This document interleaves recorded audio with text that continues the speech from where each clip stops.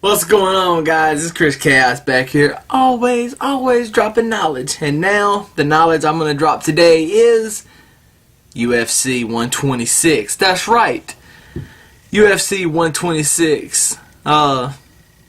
Sponsored by some stuff. But, Chris Chaos and Chaos TV only brought to you by YouTube.com. Cha-ching. Now, we've got a lot of good fights on the card. I'm very excited about it tonight. It's going to be awesome. Very awesome. Now, I'm going to get right into it. You've got Miguel Torres fighting. Of course, I'm picking him. Jake Ellenberger, I'm picking him. Ellenberger, he's actually got a good fight against, it's Carlos Eduardo Roca. He's a good fighter, but gotta go with my boy Ellenberger on that one. Very impressive. Now, John Jones and Ryan Bader, very good fight. I can already tell you it's going to be awesome. It's going to be so great of a fight. Ryan Bader's 12-0, James Jones is 11-1. Both of these fighters coming in 12 fights under the belt. Ryan Bader, as you may remember, is the Ultimate Fighter 8 winner. His last two fights, he's beat guys Keith Jardine and that last fight against Lil Nog, he won. And I bet against Ryan Bader, and you see how well that worked for me. Love Lil Nog. Anyway, John Bones Jones is most notable victories over Brandon Vera, Jake O'Brien, and my homeboy Stephen Bonner. Even though, you know, you got to give it up to Bones because he got it done. In this fight, I'm going John Bones. John Bones Jones is who I'm going for in this fight. Boom. That's who I predict is going to win. This is going to be a great fight, though. But I think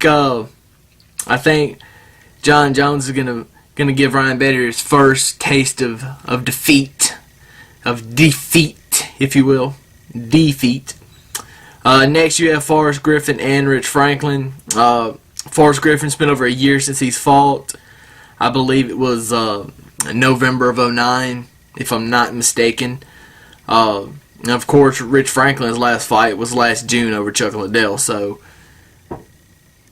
you just got to think about the ring rust, if you will, or the fight rust. I don't know what you call it in MMA. In wrestling, we call it ring rust, and I guess you could use the same cliche for MMA, even though it's not technically a ring, not UFC anyway. In this fight, I've got to go for Forrest Griffin. I absolutely love Forrest Griffin. I always have. Always. Rich Franklin, I kind of just think that he's kind of a dickhead in real life, so I just don't like him. Now, this is the fight. This is the fight that everybody wants to see and everybody's been talking about for months. I know I have. I've been so excited about this fight. It's been crazy. Anderson Silva, the Spider, 27-4 versus Vitor Belfort, the Phenom. Anyway, he was used to be called the Phenom. I don't know if he still is or anymore. I believe Vitor is 23-8, something like that.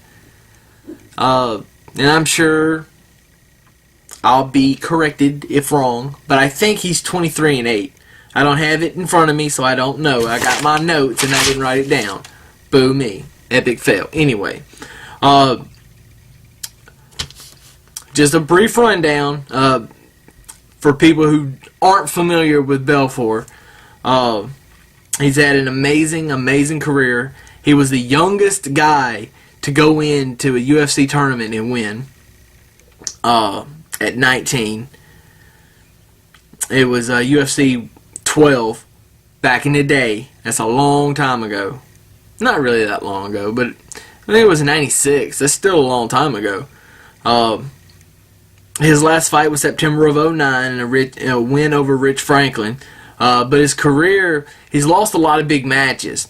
He lost to Randy Couture, but then he went back and beat Randy Couture for the light heavyweight title. But then in the next fight, lost it right back to Randy Couture. He's lost it to Tito Ortiz, Alistair Overeem, and Dan Henderson. I just kind of think of Vitor as kind of failing in big moments. And if this was anybody else, I would probably say this is going to be the time that he comes out. But I'm picking Anderson Silva in this. Now, his last fight. And by the way, Anderson has beaten both Rich Franklin and Forrest Griffin. So just FYI for you. His last fight against Chael.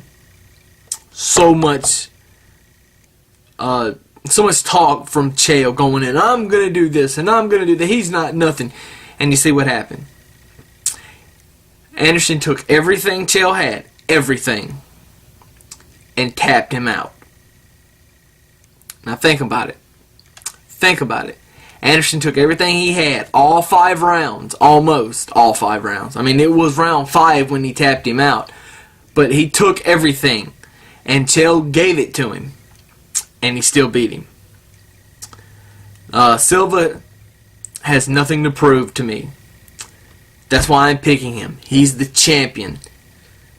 There's been a lot of talk about, and if you see the previews, it says Anderson Silva, the best fighter in the world, which arguable for a lot of people.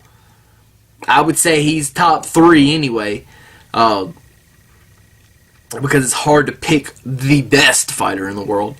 I think probably Georges St. Pierre is the best fighter in the world, but to each his own.